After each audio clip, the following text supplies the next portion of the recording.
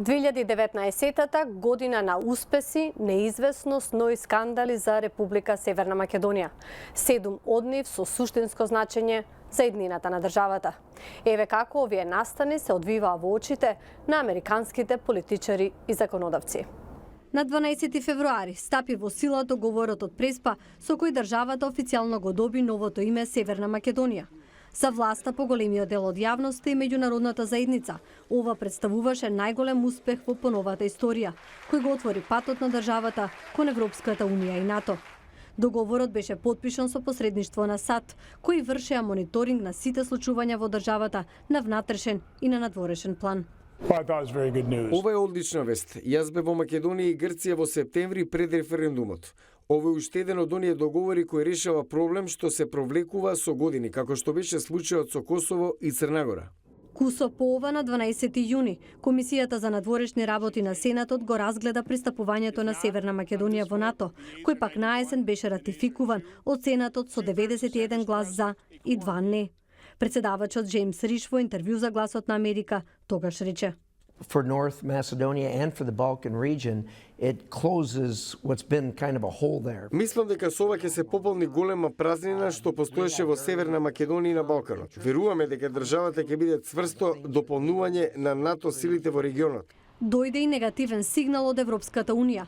Државите членки не ја прифатија препораката на Европската комисија да и даде на државата датум за почеток на преговори со Европската унија. Would encourage people to, step back and have a big picture perspective on this. Јас цврсто ги охрабрувам политичката класа и граѓаните на Северна Македонија да останат обединети во овој процес, да останат посветени, да имаат верба дека сите ние сме посветени на интеграцијата на Северна Македонија во Европската унија. 15 јули тогашната специјална јавна обвинителка Катица Јанева си даде оставка, за потоа на 21 август да биде уапсена како второ осомничена во случајот Рекет. Таа сега се наоѓа во домашен притвор. Не знам друг случај кога е назначен специјален обвинител, а на крај да излезе дека таа личност била корумпирана. Ако тоа се докаже, во овој случај би било разочарувачки и страшно. 18 октомври Франција стави вето за датумот за пристапни преговори со Европската унија. And I think the European Union also needs North Macedonia. Мислам дека и на Европската унија и треба Северна Македонија. Нема да судам за тоа какви критериуми се потребни за да се затвори ова прашање со датумот, но се надевам дека сигурно ќе се реши. Следниот ден, 19 октомври, премиерот Зоран Заев побара предвремени избори.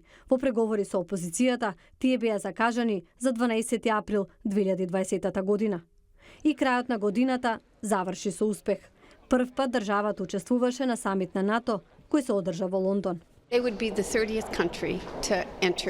Македонија ќе биде 30-та држава која ќе влезе во НАТО. Се надевам дека како што се движиме напред, преку заедничка работа и комуникација, ќе овозможиме таа што побрзо да влезе во алијансата. Тоа е особено значајно за светската безбедност.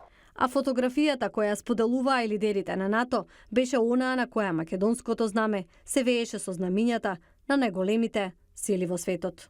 2020-та пак се очекува да биде потенцијално одлучувачка за ЕУ перспективата на државата, која претходно треба да преживее уште едни предвремени парламентарни избори. Јас сум Милена Ѓоргиевска, ви посакувам среќна нова година и божитни празници.